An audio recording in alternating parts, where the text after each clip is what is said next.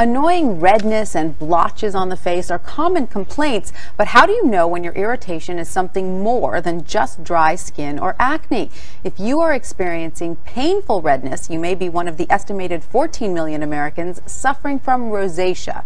And here to tell us more about the condition and how it is treated is dermatologist Dr. Doris Day. Dr. Day, great to have you back on the show. Thanks for having me. So rosacea is something that I guess affects a lot of people. Can you tell us what it is exactly? Rosacea is a very common condition, and we think it affects at least 14 million Americans.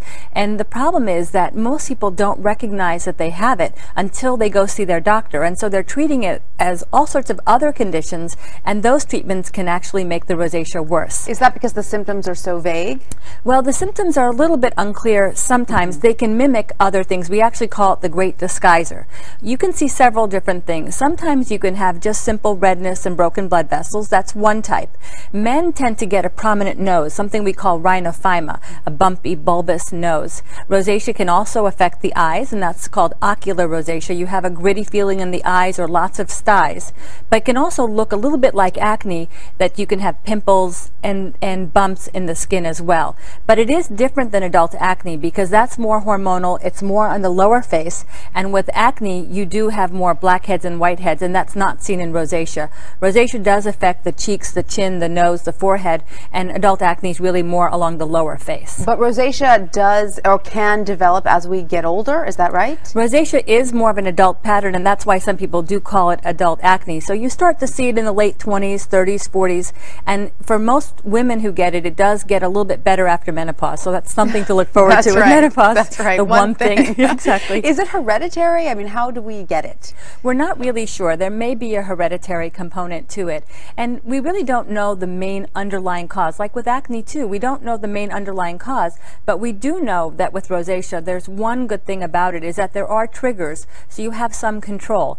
And the triggers are pretty clear. So we know alcohol is the biggest trigger for rosacea. Stress is a very big trigger, and obviously you can't not stress at all because, you know, in life, if you're living it properly, there are going to be stressors. Of course. But you can manage your stress better, and if your rosacea is flaring quite often, you have to think about what your triggers are, and if stress is one of them, you have to look for ways to manage that stress. Absolutely. Extremes in temperature can also be a very big trigger. So in the winter, when it's cold and windy outside and you have that blast of dry, hot air when you go in, that can be a trigger.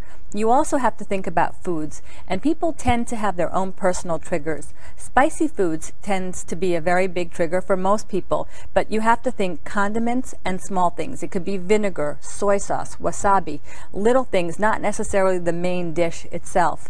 And you have to see what causes your flare the next day. You'll see that you're red, and think about what you had the day before and try to figure it out that way. So it's nice to have at least some control over it. Absolutely. We know that it can be painful and unsightly, but you say if you have rosacea of the eye, for instance, it can even lead to blindness? That's true. Ocular rosacea, rosacea of the eyes, in some cases can ultimately lead to blindness. And so when somebody comes in with rosacea of the skin, I will ask them about eye symptoms, and I will treat their rosacea a little bit more aggressively, moving into medications by mouth rather than simply topical medications to make sure we get that under control and work closely with an eye doctor. Dr. Day, where can people go to get more information about rosacea? There are two excellent websites. You can go to bestfacedforward.com or rosacea.org.